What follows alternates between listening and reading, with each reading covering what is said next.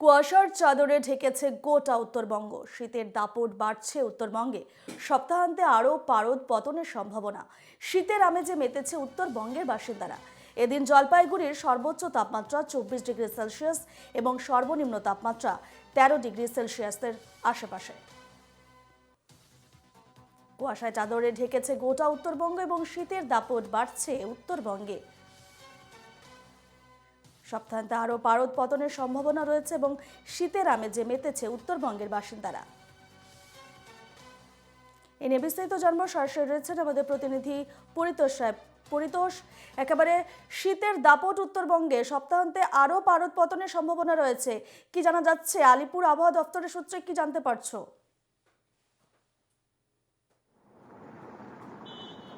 দেখো, ডিসেম্বর মাস পড়তেই কিন্তু উত্তরবঙ্গে জাঁকিয়ে শীত পড়তে শুরু করেছে। গত দুদিন কিন্তু আমরা দেখেছি যে একদমই সূর্যের মুখ কিন্তু দেখা যায়নি, কিন্তু আজ সকালে একটু হালকা ঝলক পাওয়া যাচ্ছে সূর্যের।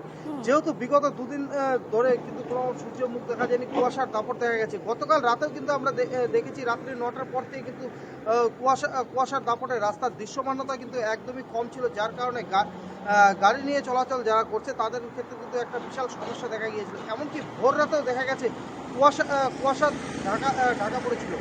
সেই কারণে কিন্তু গতকাল রাতে দেখা গেছে যে জলপাইগুড়ি জেলার যে ট্রাফিক ডিএসপি রয়েছেন তিনি কিন্তু রাস্তায় সকল গাড়ি দাঁড় করিয়ে সকল ড্রাইভারদেরকে চা খাওয়াচ্ছেন। এমনকি যাদের ঘুম পাচ্ছে বা কিছু অসুবিধা হচ্ছে তাদেরকে গাড়ি সাইডে লাগিয়ে ঘুমানোর বা চোখে মুখে জল দেওয়ার কোথাও তিনি জানাচ্ছেন। এইভাবে যত দিন যাচ্ছে এখন কিন্তু ধীরে ধীরে আরও শীতের প্রকোপ বাড়বে, কুয়াশার প্রকোপ বাড়বে।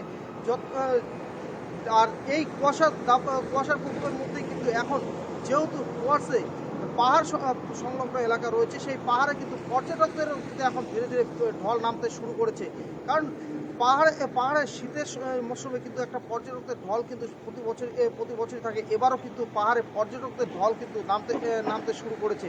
আর যেহেতু উত্তরবঙ্গে শীত সবচেয়ে বেশি পড়ে, পাহাড় সংলগ্ন যে ডুয়ার্স এলাকা রয়েছে সেই ডুয়ার্সে কিন্তু শীত কিন্তু সবচেয়ে বেশি পড়ে, সেই কারণে কিন্তু পর্যটকদের ঢল রয়েছে। পাশাপাশি আমি আরেকটা জিনিস জানিয়ে রাখবো, এই যে শীতের মরশুমে পাহাড় সংলগ্ন এলাকায় যে কুয়াশার দাপটটা যে থাকে সেই কুয়াশার দাপটে কিন্তু রাস্তাঘাট যে চলাচলে কিন্তু একটা সমস্যা দেখা যায়।